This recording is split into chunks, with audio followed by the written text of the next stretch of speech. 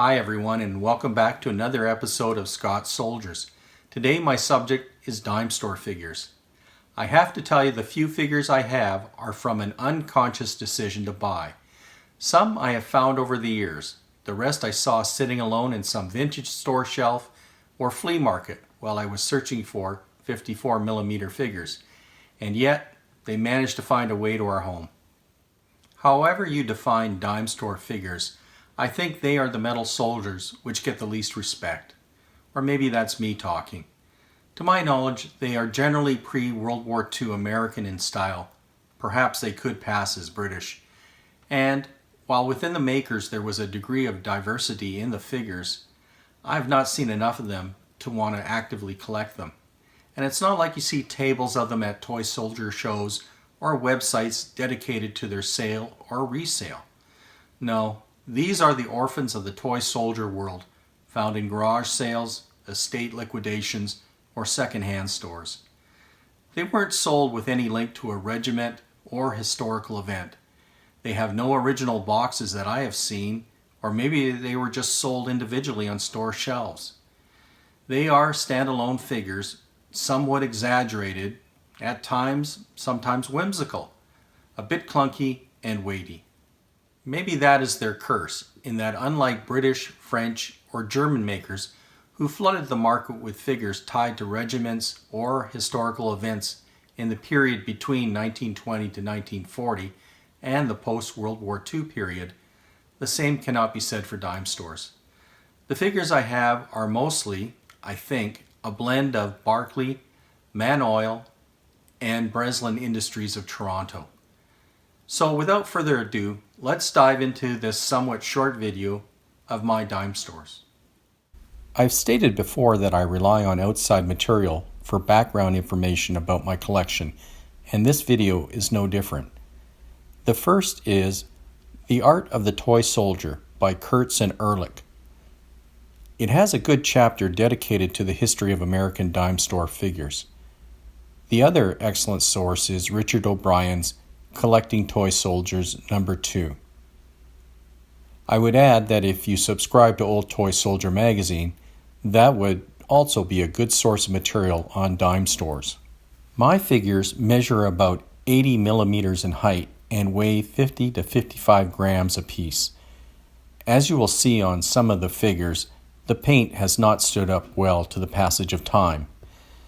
As I reviewed O'Brien's book, I was able to match my figures to his reference pages dedicated to Barclay, Breslin, and Manoil. But if I have made a mistake, I take all the blame.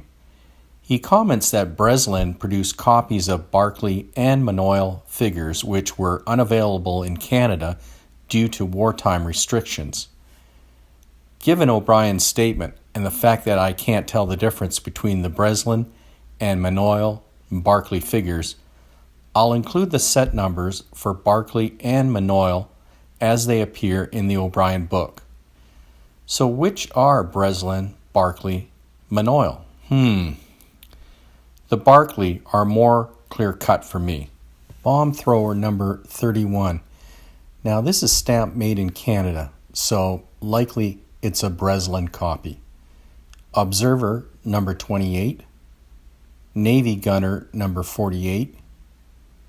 Cook's helper with ladle number 60, and I believe this is a Manoil because I purchased it in Portland, Oregon. Parachute jumper number 58. Aviator holding bomb number 85. Soldier with gas mask and gun number 63. Now these following figures I purchased in Portland, Oregon, so I'm going to go out on a limb and say these are Barclay figures and not Breslin copies. So first, Indian Brave, number 717. Sailor, blue uniform, number 720. Naval Officer Blue, short stride, number 721. Naval Officer White, long stride, number 721. Navy Doctor, number 745. Cook with roast, number 769, and this is actually marked Barclay on the base. parachutist landing, number 784. And I have a single gray iron here, and it's U.S. machine gunner, number 13. Take a look at the bases of these. The Barclay has much cleaner lines, and this swirl at the base, or a line from the mold, makes for easier identification. The Breslin, of course, are much cruder.